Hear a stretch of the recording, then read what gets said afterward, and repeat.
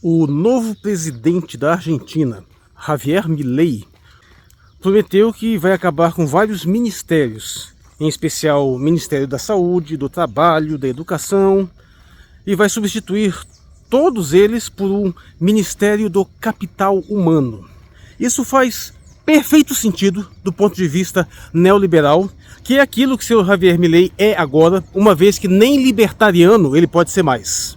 Pelo menos não na prática, uma vez que a realidade concreta do seu mandato o obriga a se libertar de fantasias anarcocapitalistas ou libertárias. Essa ideia do capital humano é perfeitamente inserida dentro dessa mentalidade, uma vez que a gente entenda o que é capital, o que a maioria dos liberais defensores do capitalismo não sabe. E capital nada mais é do que uma riqueza que é utilizada para produzir novas riquezas.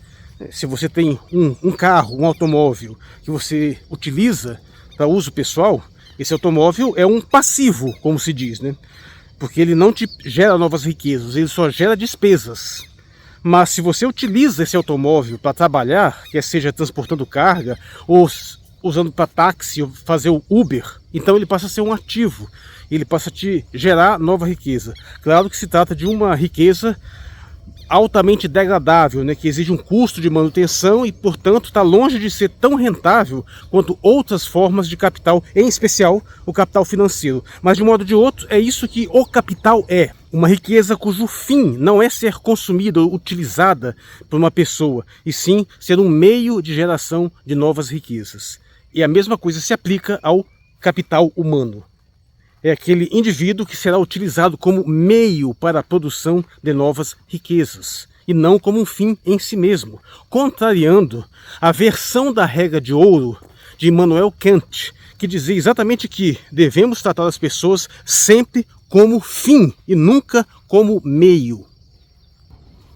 Vamos imaginar o nosso período colonial. O que era o escravo, senão apenas um meio de produção de riqueza para o seu senhor?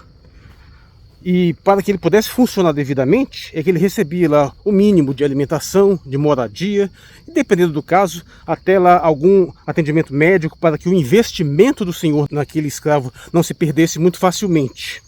E hoje, o trabalhador tem sido cada vez mais tratado pelos liberais, por aqueles que falam em liberdade, como cada vez mais próximo da condição de um escravo, reduzindo suas condições de vida ao mínimo, achatando seus salários, removendo seu direito à saúde, removendo seu direito à educação, tentando privatizar tudo, submetendo a uma dinâmica de mercado. E assim, esse capital humano também é utilizado apenas como meio, tendo o seu pretenso direito legal a todos esses benefícios reduzidos ao mínimo possível para que seja cada vez mais rentável para os proprietários dos meios de produção, que, pelo menos na nossa condição atual, em tese, não são proprietários dos trabalhadores em si, como eles eram dos escravos, mas em compensação não têm que diretamente fornecer eles próprios aquelas condições mínimas existenciais. Essas condições deveriam ser fornecidas por uma dinâmica econômica do próprio Estado, a não ser quando, claro,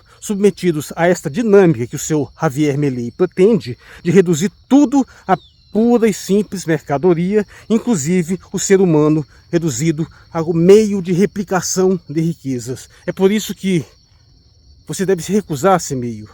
Você é um fim, você deve ser o destinatário da produção da sociedade. As riquezas têm que ser repartidas para as pessoas que necessitam e ao máximo possível para que elas tenham, além de apenas condições de vida, condições de bem-estar e de realização. E isso jamais será possível enquanto a mentalidade for de que o indivíduo não passa de um capital, de um meio de replicação de fortuna para quem detém os meios de produção.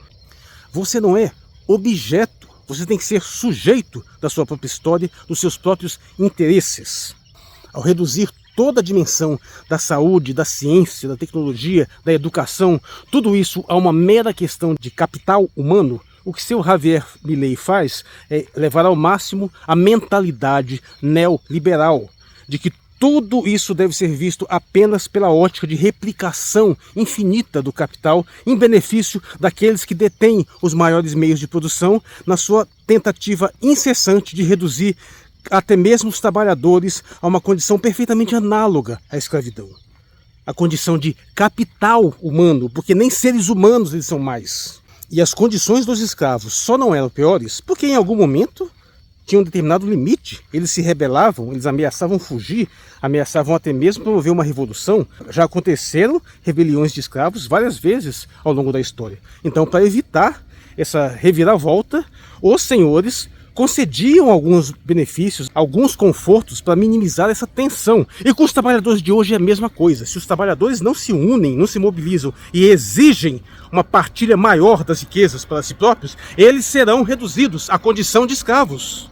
A condição de capital humano, a condição de meio de replicação das fortunas de quem já tem muito dinheiro. Recuse-se a ser capital humano. Junte-se aos outros trabalhadores, sindicalize-se, resista, porque essa é a única forma de você ter de garantir a sua condição como sujeito, como fim destinatário da partilha de riquezas da sociedade e não apenas como objeto para a replicação da fortuna de quem quer te reduzir à condição de capital. Eu sou Marcos Valério XR, no dia 1º de dezembro de 2023. Inscreva-se no meu canal e muito obrigado por sua atenção.